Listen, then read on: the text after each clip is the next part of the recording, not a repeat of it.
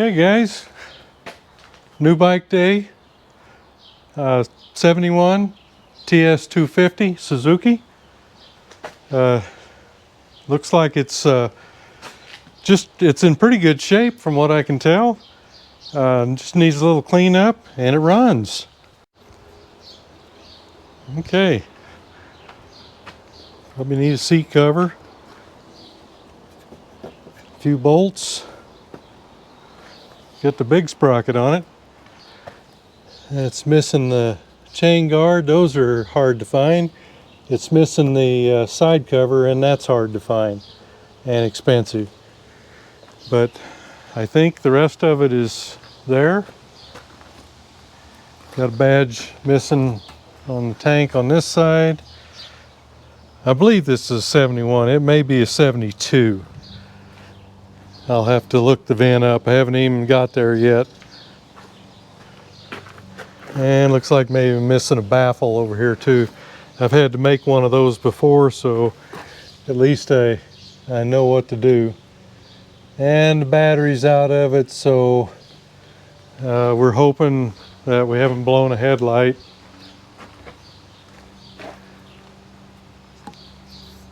Looks like pretty good shape on the... I did ride it, and it's this speedometer is kind of erratic, but not too bad. It's probably missing the speedometer seal. I think they go down here on this end, but that's probably what the deal is. If usually it does that if it's that, or this is loose here at the speedometer. So anyhow, we'll be getting it unloaded and onto a rack, and I know it runs, so we'll do that. Don't know how good it runs, but it does need quite a bit of help. So that's something to look forward to, I suppose. Okay guys, cleaned it up a little bit. It's pretty much just a wash, and you know, I replaced a couple bolts and some hardware that I just happened to see, but all in all, that's all I've done. And I just want to kind of take you around and let you take a look at it, and then we'll see if we can get her started. So let me get you handheld here. Okay, we'll just start here at the back. We got the big sprocket here. I think this is supposed to be, this one's a 50, but it's probably, I think there's supposed to be like a 43 or something like that. We'll probably be getting one. We'll see. I bet when I get this out on the road, it's going to be really steep. But for trail riding, and that's what he was doing, that's what you want probably. Like I said, we were missing the cover here. I did try the one on my 75. Let me grab that real quick. Yeah, I just grabbed the one for the 75, and it fits perfect. Let me just kind of set it up there for you. It's got the two little pins that go up in the top, and then you've got the one screw right there at the bottom. So I'm on a mission to try to find one. I'm sure it's got a different kind of a sticker. I'm sure it's probably a badge type thing on this one. If anybody knows and doesn't mind letting me know, that's something I'll probably be looking for. But as of right now, trying to find one of those things, it's really, really tough. I see one that's pretty expensive on eBay, but not sure if I want to go there or not. I'm missing the sprocket cover, and from what I understand, those are very hard to come by. It's just this engine, I think. So that's another thing that probably we'll never find. And as I was doing a little looking around, I was going to pull the plug out and put a plug in instead of a spark plug, and lo and behold, stripped out. It's not completely stripped, but I looked at it and there was a bunch of washers under it, and I go, what in the world's those washers for? So I pulled it out, and I can see what they were trying to do. So we'll be doing a helicoil on this one at some point, probably when we take the engine down. This one was supposed to be just bored 50 miles ago. So we'll also investigate that and see what it looks like. And the fender here was cracked, and it was not just right here, but on the backside here also. And I just did a repair just so that it wouldn't break anymore, because I'm not going to do this for a while, but I just wanted to make sure that it wasn't going to break off. So I went ahead and did a repair, and I doubt if you can see it. Let me grab a light. Okay, there you can see I used the plastic welder to go in and put those little metal pieces in on the bottom, and then I used plastic welding to fill any voids here, and I also did that over here where it was broke. And that's all I wanted to do was just get that fixed so it's not going to get any worse. And I think what I'll go ahead and share that video with you just to show you the item that I used, and show you that it's a pretty good item. I've used it on some other things before, and I think I actually showed it in one video, but I'm not real sure. But anyhow, let me show you that procedure right now. Okay, this fender was broken in 2 spots, and it was just every time I touched it, I was afraid it was going to break. So I went ahead and repaired it. And I repaired it. I've done this with a couple other things, and I can't remember what it was now, but it's this all-turn kit here, and what it does is you put these, it has some different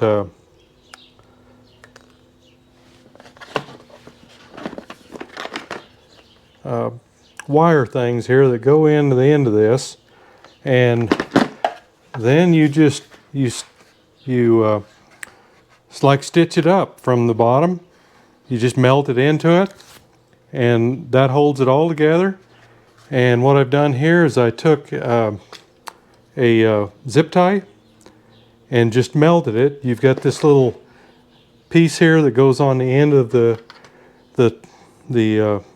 it's like a soldering machine or a soldering iron, and you just melt the zip tie into whatever hole there might be, because there was even with that in there, you can kind of still see there was some kind of a wide gap. It's just how it was broke. And here I did all the same thing, and you just cut those the little ends off after you're done with a pair of dikes or side cutters. And then what I did then was I just went in there with my little 2-inch grinder and ground them off flush where they wouldn't cut me. And then, like I said, I just melted the zip tie in there. They actually give you some material. This is what they give you, but it's kind of big for what I was needing. And these things work real good. So you just put them in there. So I thought, well, I probably better go ahead and fix this thing, or it's going to have pieces broke out of it or off. So at this point, they were just, you know, it's pretty strong. I don't think it's probably as strong as it ever was. So I was just afraid it was going to break before I could get it back on there. And I'm just going to put it back on this way, and then when I get ready to work on the bike, I'll go ahead and sand this flush and go ahead and treat it just like metal or anything else to get ready to paint it. So that ought to fix it. Those things are about 350 bucks if you can find them. I had an orange one, and it I don't know, I bought it for the 75, and I didn't realize it had the square detail about it here instead of the round one. And I listed it on eBay, got 350 bucks for it. And then I ordered a silver one, and it came in, and I guess I missed it again, and it's like this too. So I do have a brand new silver one I can paint if I have to. But this is a good repair. It was on the other items that I used this procedure on. So I just wanted to point that out while we're looking over this bike. Okay, I did a little investigating here. It appears that the bulb is burnt out, and that's probably because there was no battery in it, and it probably spiked and blew them out. So I think on these it's possible to cut out the back and put another bulb in. I've seen where people have done that. I've never done it. So if anybody knows any tricks or anything about doing that, I could sure use a little schooling on how to fix that on the back side. And you know, I'm missing a reflector here. I can probably come up with that. And you know, there's just, on these steel tanks, I haven't had one in a long time that hadn't had dents on it. This one is not as bad as the 75 that I'm currently working on. It's got a pretty good alloy right there. And again, on the left side, I don't know what he run into here, but there's like 5 little dents there. Four, I guess. And you know, it's not bad. And it is missing a badge on the other side. I do have one of those, I believe. So I'm gonna look around my stash and see if I can find that. And I took off, they had some just some rubber hose on here. I took that off and put my Tygon hose on there. Tygon is it's very fuel proof, and it lasts a long time and stays flexible. So you can buy that. That's the same stuff they use in chainsaws, where not only is the fuel running on the inside, but it's also on the outside up in the tank. So it really works well.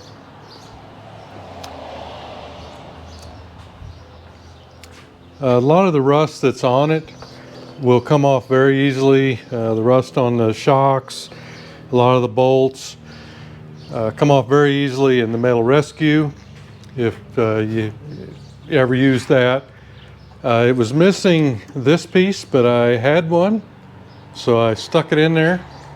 I'm not sure whether there's another piece that's missing. I'll have to do some research, but this one was about 6 inches long probably, and it fit into a hole right back here. So, you know, I know it's not perfect, but it's serving a purpose right now. Hopefully it will silence it down. I did start it when I went to buy it, and it did start, and I drove it down the road just a little ways, came back, and it was pretty loud. So we've got probably the rear wheel rim is going to have to be replaced, and you know, it's just a lot easier on the spokes too to do that. So that's kind of what I've just kind of got used to doing these days, is going ahead and ordering spokes up from usually Buchanan's and getting a new rim. I've got several of these rims. The front one I think is going to be okay. I don't see any real heavy rust on it. And Not even sure if I'll replace the spokes. These look pretty good. I'll try to polish them up a little bit. The seals, got a little rust here on the fork nuts, and this seal here is broken. And I doubt if the other side's all that good either. But I'm sure these are kind of like hen's teeth trying to find. So you probably end up just buying a set of the regular long ones. That's my guess anyway. They'll set up a little bit further. And I think these measure 48 here and 34, I think, here. So those should be a pretty easy find. They'll just be the taller dust cover. I don't think that'll run into it on compression. There is a little bit of rust pitting up here at the top, but it's out of the sealing area. So I don't think that's a big issue. This side looks real good. Just a little pitting on the nuts. So let me get this down, and of course that alloy here on the seat, that's a very good way to repair it.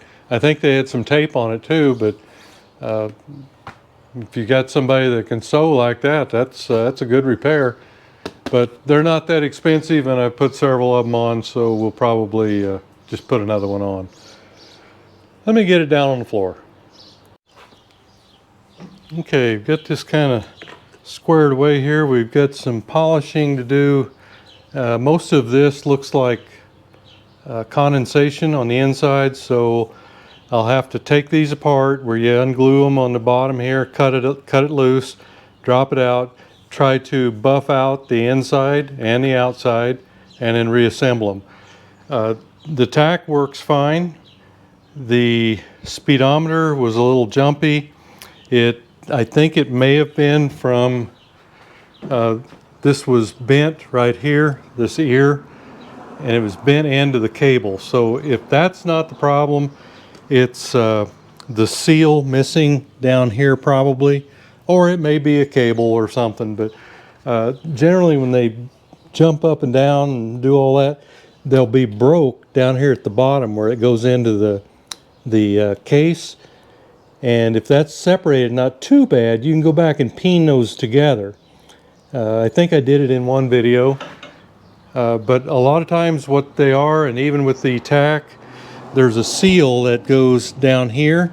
If that's missing, you've got some slack where it pulls up and down. And the same can happen back here on the tachometer.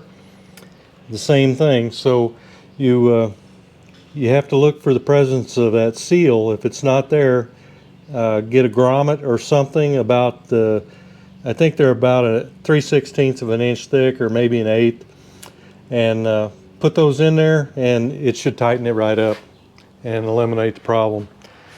Top of the seat's pretty good shape. The gas tank is really nice. The cap is good.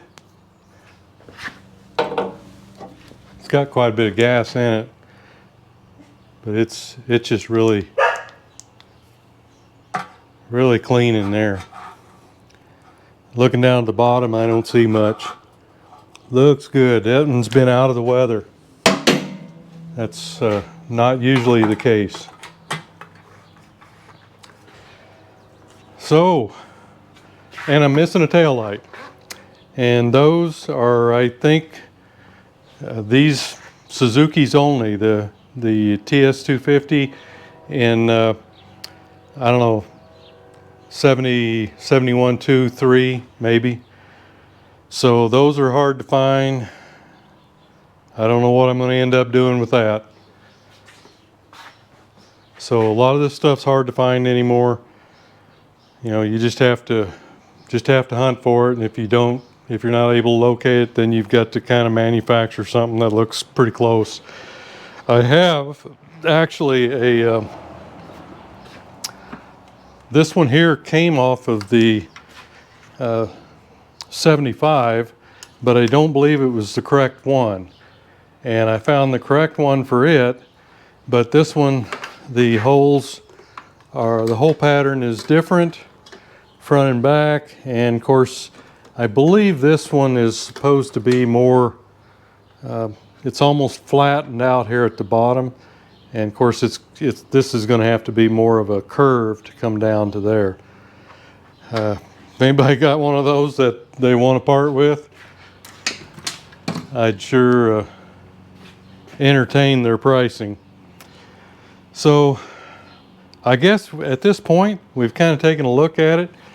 Everything looks pretty good actually, and I think we'll just go ahead and see if we can fire it up and see what it sounds like.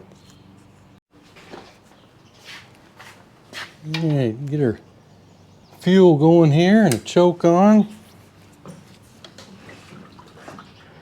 and okay. Oh, switch right there. There it is.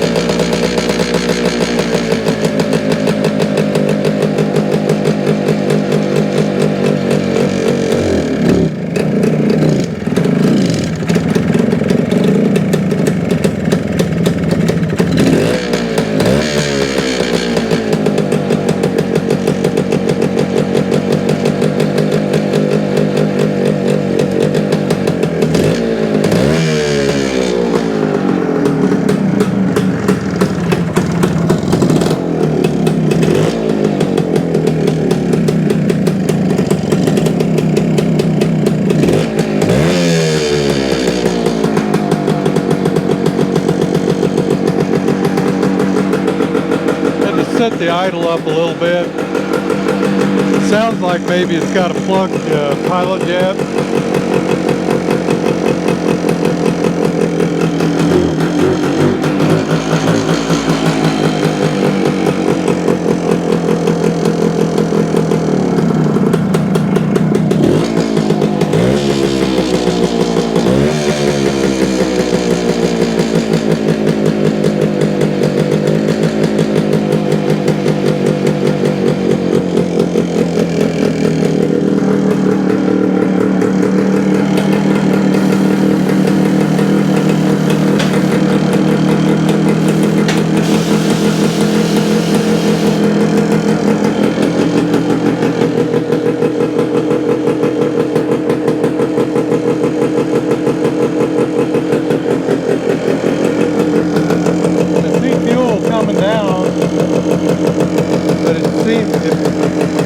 Seems like it's running lean.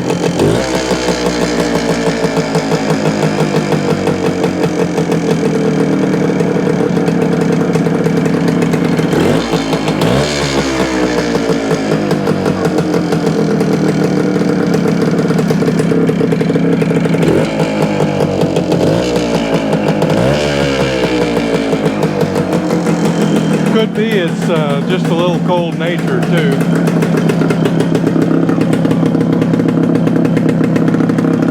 Good.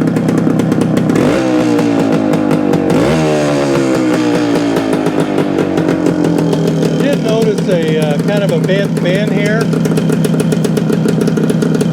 Not a big thing, but you know, it's not perfect, that's for sure.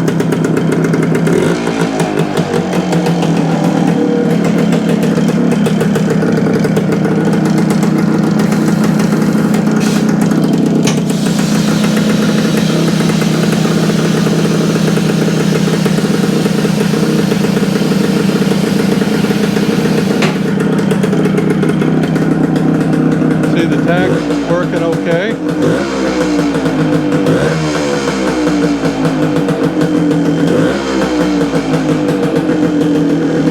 Let me get it off of here and I'll get a camera on the handlebars and we'll take it for a short ride, I think.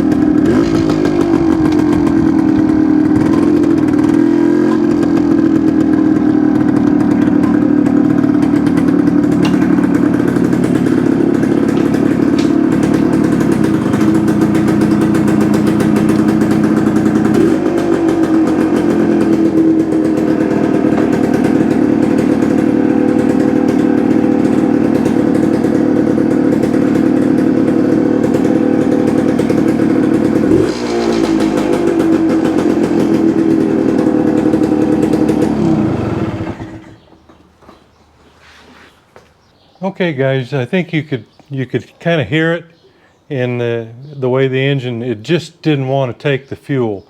So my first thought is we've got a pilot jet that's plugged up. It's just not wanting to transition from that about idle to eighth. It will, but you can't get on it hard to do it. I probably was running about 25 at the most going down the road there, but anytime I tried to give it more gas, it just would not make the transition. So first thing we need to do is pull that off, pull the carb off and see where we're at. He had told me that he was having some carburation issues and he had not been able to sort them out. So we'll go ahead and get it off of there and we'll see if we can.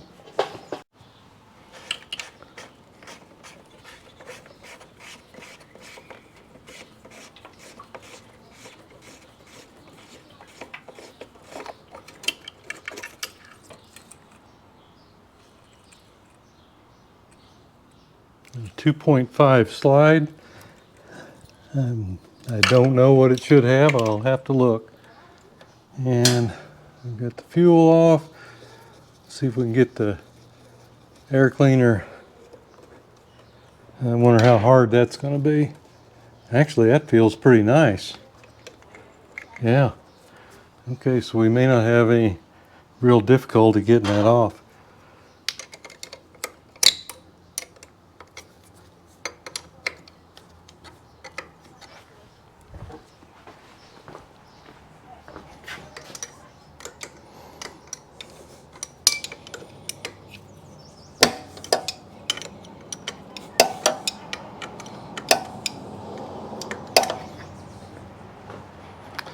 Back and forth on that, guys. Keep from breaking your ears off. Okay.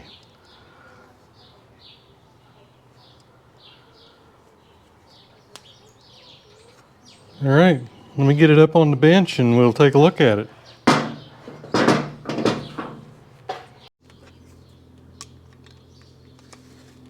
Okay, we get this float bowl off. Take a peek and see what is happening in there.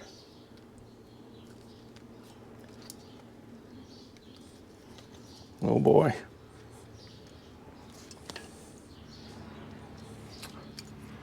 I have to work on this one. Okay, got it without too much fanfare. I lost a little fuel though. I like to be able to see where the fuel is. Okay.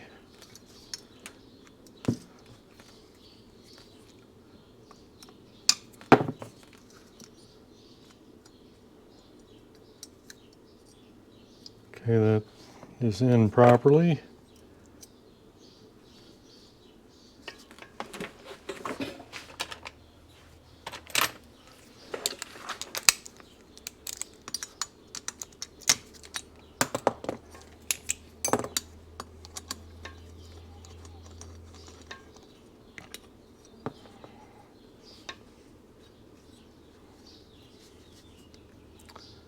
It's clear. One thing I did notice too, when I first took this off, the O-ring is very flattened. It's not protruding at all. So it's a possibility we've got an air leak there. But I think that would be causing another issue also. So as of right now, we'll just look and see what's going on with the pilot.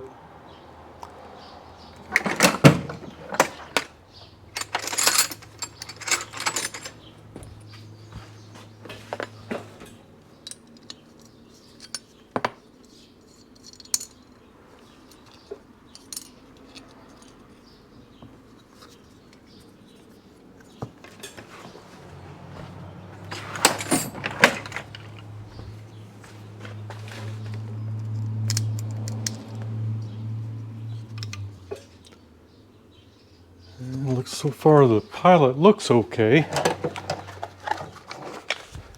It's not boogered up or anything, so we'll see. see how big a screwdriver we can get in there. I always like to get the biggest one I can. Gotta make sure it drops down in there and it's not doing it. So I've got to go to the next one.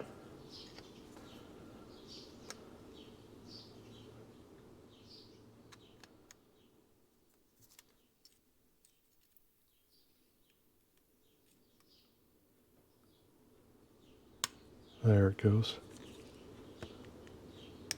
Okay, looks like it come loose.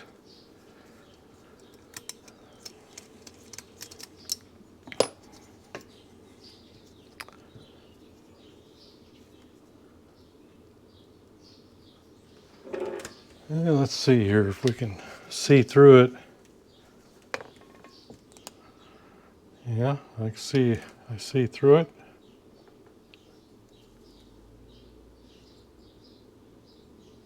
That doesn't mean anything. It means that only the jet's clear. It doesn't mean that the passages are clear. So we'll have to go checking the other parts of it there.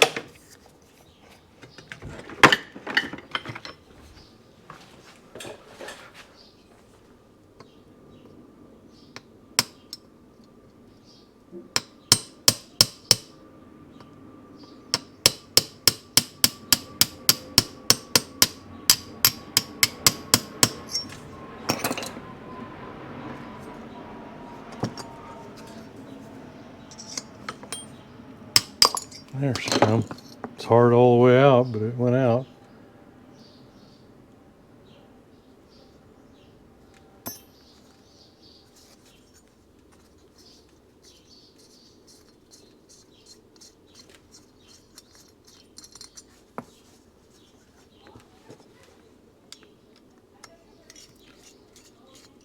A lot of times things, these carburetors set a while, and if they're exposed at all, you get critters or something that get up into the orifices. Not saying that's what the deal is, but it's always something you've got to look at. And let's go ahead and see if we can get the enriching device out of there.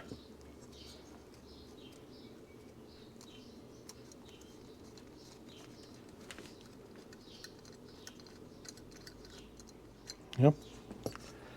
Okay, so everything came apart okay. And like I say, I'm a little worried about this O-ring, so we'll be replacing that.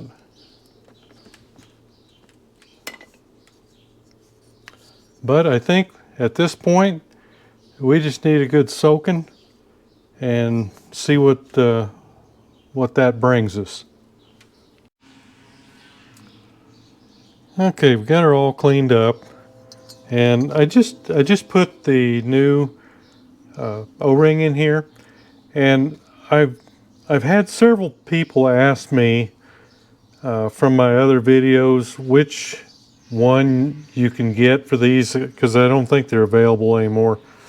And this is what I get.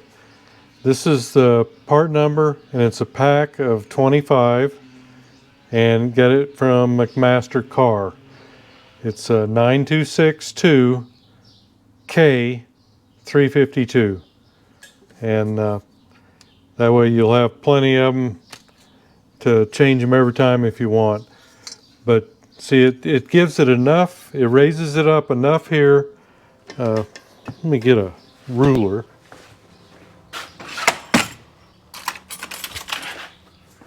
So that you actually get squish when you, so I think you can see there.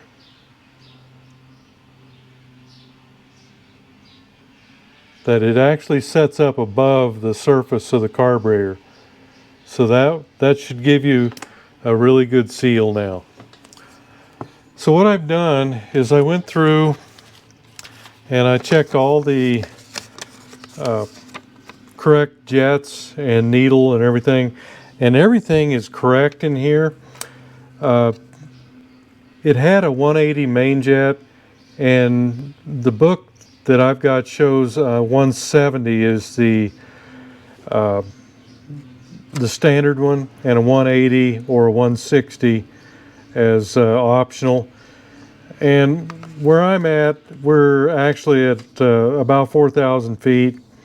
So I'm going to go back to a 170 and work from there, because I think 180 is a little fat for this one. So I'll change that, and it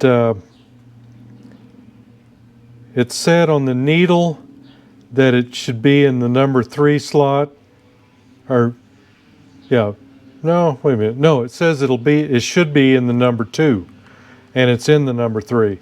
So I'm going to raise that up to the number 2. That should lean that out a little bit on your needle.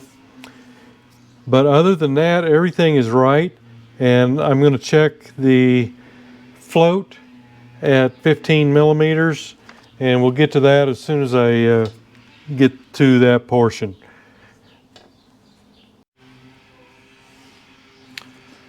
Okay, on our float, it claims to, or it's supposed to be 15 millimeters from the top of the float arm to this surface right here, and it's right there. That's good. I think that's close enough. And other than that, we just continue to put it together here. And I'm putting a new small O-ring on here too, and this one I just get out of my Harbor Freight O-ring kit here, and it's all the second to the smallest one. That's the one that fits it, and you just want to make sure that that is good, so you'll have a good seal down here in your bowl for the for it to pull the fuel through your main jet. And like I said, we go ahead and put the clip in the second groove instead of the third one, middle one, and that way everything is back to standard with the carburetor. Well, I may have made a mistake. The main jet fitting here actually is stamped 180, so it may have been right. I'm going by a shop manual, and I don't know. I just don't know what really to look at, but I would venture to say 170 is probably better for my altitude, but we'll see. And it's easy enough to change, so we'll leave the 170 in there for now, and we'll just see what it turns out to be like. Okay, let's see what she do now.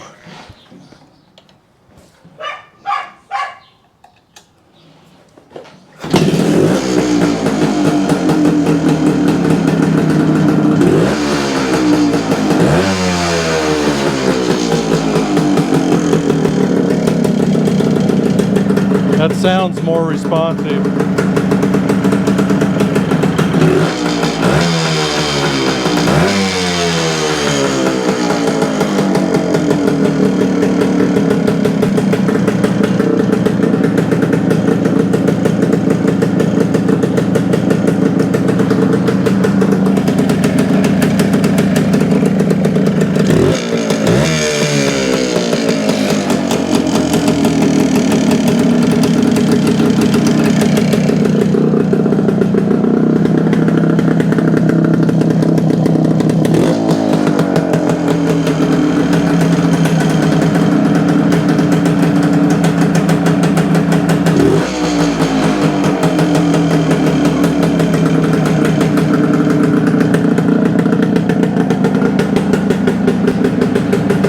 Get it down, get the camera on it, and we'll try it on the road again.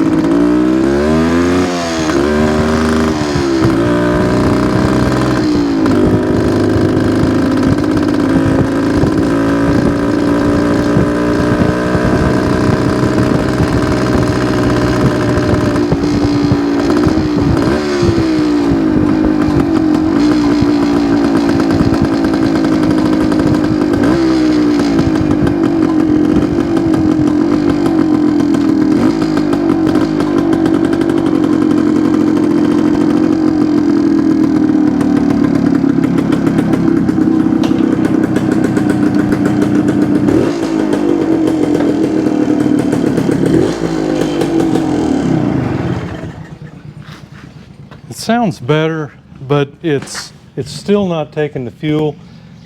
I think I'm going to change the plug and try it again. You know, guys, I just got to thinking about this. It just acts like it's not getting enough air. Otherwise, it's making it too rich. So I'm going to check this filter.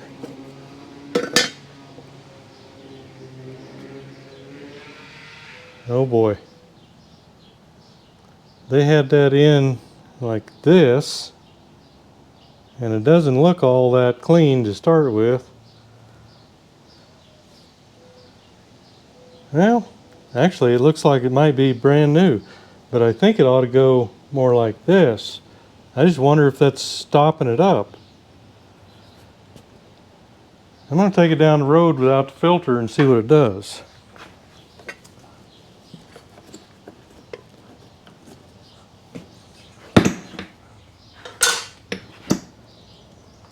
Just see if that has any effect on it.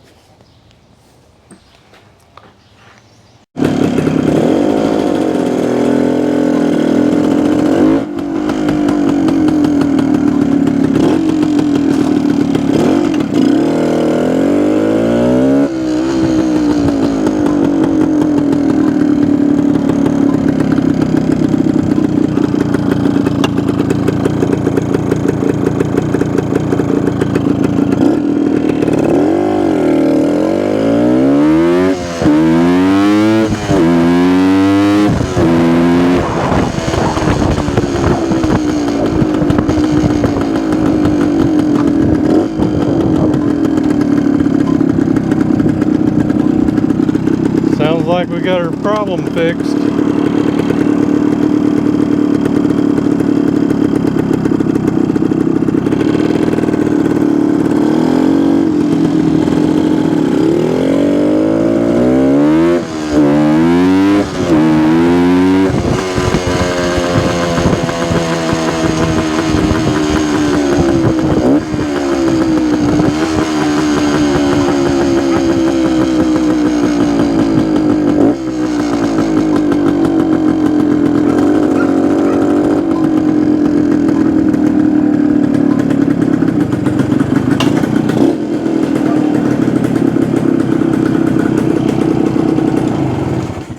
Yes, sir. That was the issue.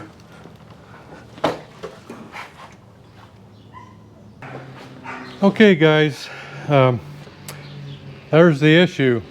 You can see here where it was, where it sucked down. They had this down into, otherwise this was on the bottom of the air cleaner housing box, and these things, normally the filter goes over the outside of this. So what I did on the last one, I think, was I had to make it out of the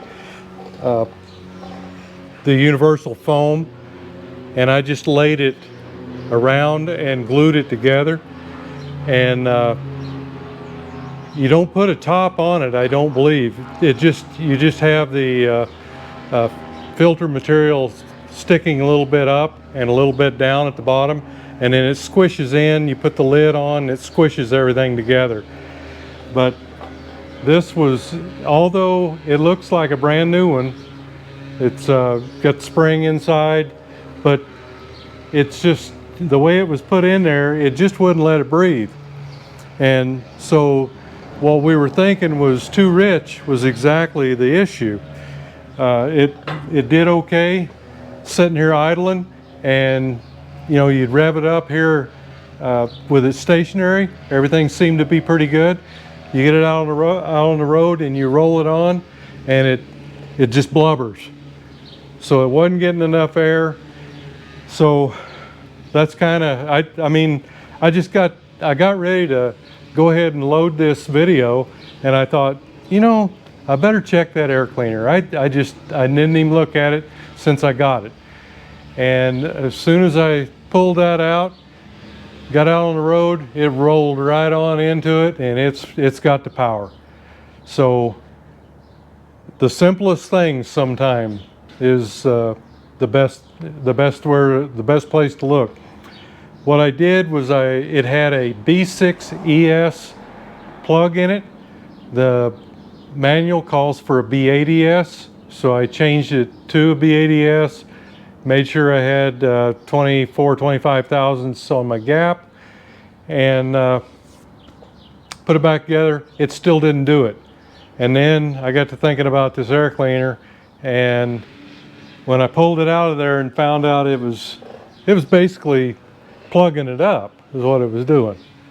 So we found the problem, but we'll probably continue on with this thing just a little bit.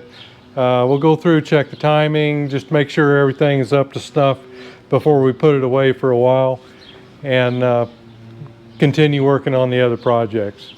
But for now, it's a runner, and it felt pretty strong to the seat of the pants. So hey, thanks for going along on the ride, and we'll see you next video.